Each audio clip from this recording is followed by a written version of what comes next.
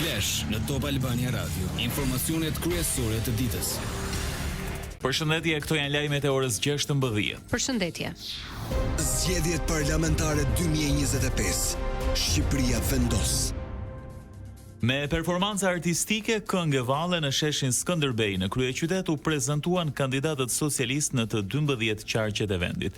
Me sloganin për Shqipërinë 2030 në Bashkimin Evropian, rreth mesdite Partia Socialiste çeli zyrtarisht fushatën për parlamentarët e 11 majit. Kryeministri Rama. Kemi ndorë fatin Evropian të Shqipërisë dhe kemi 30 ditë përpara për t'u lidhur dorë për dorë me çdo shqiptar, me çdo shqiptare që e do zonjën e Shqipërisë në sallonin e Bashkimit Evropian dhe veten e vet qytetar e qytetare të barabartë të Evropës.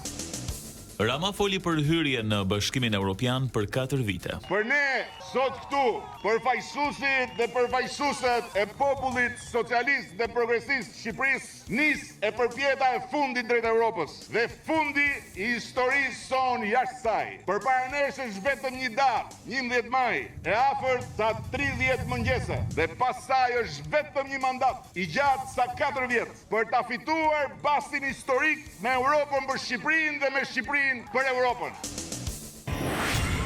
Pas rreth një ore, Alianca për Shqipërinë Madhështore prezanton programin elektoral. Sali Berisha e çeli dje fushatën në krah të Kris Lasivitas. Arkitekti fushatës së presidentit Trump kërkoi votën për Berishën. Në mitingun e mbrëmshëm, kryedemokrati u shpreh.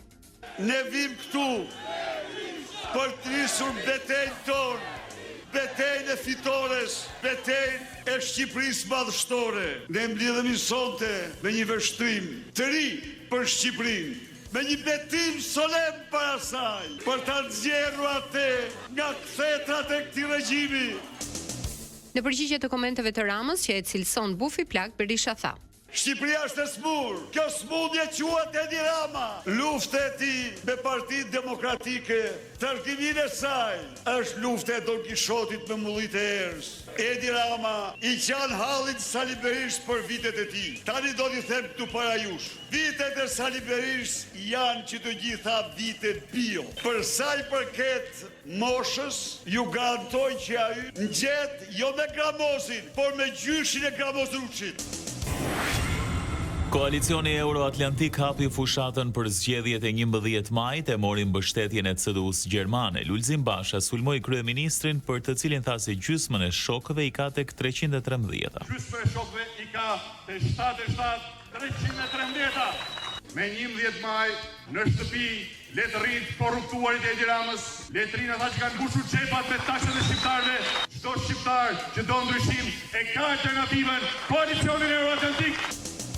Sa ju përket partive të tjera jo parlamentare, nisma Shqipëria bëhet e Adriatik Lapajt e çel sot në orën 18 në Vlorë fushatën për zgjedhjet e 11 majit, ndërsa Lëvizja Bashke Arlind Qorit nesër në Fier në orën 10:30. Votat e diasporës për qarqe si Kuksi Dibra Vlora ka përfunduar përgatitja e materialeve zgjedhore duke u dërguar me postë që nga sot. Zgjedhësit në vendet e Europës mund t'i kenë brenda 48 orëve, kreu i KQZ-s Ilirian Celibashi. Maksimumi për vendet e Europës do të umbrojë fleta e votimit brenda 48 orëve, pra për fletat e votimit që do të nisen sot. Besoj pas nesër gjithë secili prej këtyre votuesve do ta ketë fletën e votimit në shtëpi. Është e këshillueshme që për 3 ditë ata të bëjnë plotësimin e fletës votimit dhe mandej të thrasin kurrierin e DL që të vitë u marri fletën e votimit dhe fletë e votimit të mri mbrapsht në KQZ. Lajmet në internet në adresën www.topalbaniaradio.com. Në vijim të fushatës sensibilizuese për një udhëtim të rregullt në Shtetet e Bashkuara, Ambasada Amerikane në Tiranë këshillon qytetarët për të marrë një vizë duhet të aplikoni online me kosto $185 e jo përmes agjencive që marrin deri në $700. Selia diplomatike e Washingtonit thekson se gabimet mund të çojnë në refuzim të aplikimit dhe dhënia e informacionit të rrem mund të parandalojë udhëtimin tuaj në të ardhmen. Lajmi nga rajoni. Kosova dhe Maqedonia e Veriut përuruan pikkalimin e përbashkët kufitar Hani Elezit Blac në përpjekje për të lehtësuar lëvizjen e udhëtarëve mes dy vendeve fqinje duke hequr kontrollin dhe ndalesën e dyfisht. Në ceremoninë e sotme morën pjesë kryeministrat Albin Kurti dhe Kristian Mickovski.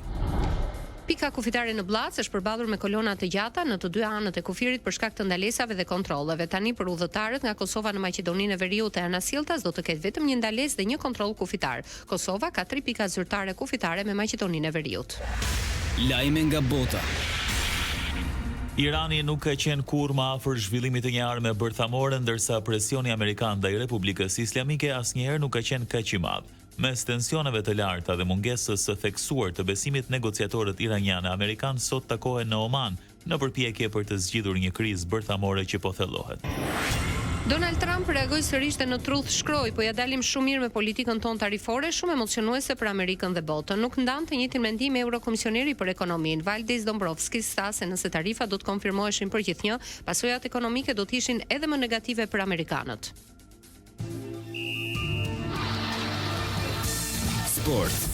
Me vetëm 3 javë nga fundi, kampionati Abisnet Superiore ka hyrë në fazën më vendimtare të sezonit. Në javën e 34 po shkojnë drejt fundit pjesët e para të dueleve Vllaznia Dinamo, Teuta Elaçi, Skënderbeu Tirana, Partizani Egnatia dhe Elbasani Bylis. 4 vendet e para të renditjes do të përballen me 2 sfida që priten me shumë interes. Parashikimi i motit. Edhe orët në vijim në vendin tonë do dominojë moti kthjellët me diell, nuk mungojnë vranësirat e pakta kalimtare, temperaturat variojnë nga 3 në 22 gradë Celsius. Ndoqet një përmbledhje kryesore të zhvillimeve të ditës. Takimi informativ i radhës është në orën 17. Unë jam Edi Hallaçi. Unë jam Doriana Lato. Kjo është Top Albania Radio.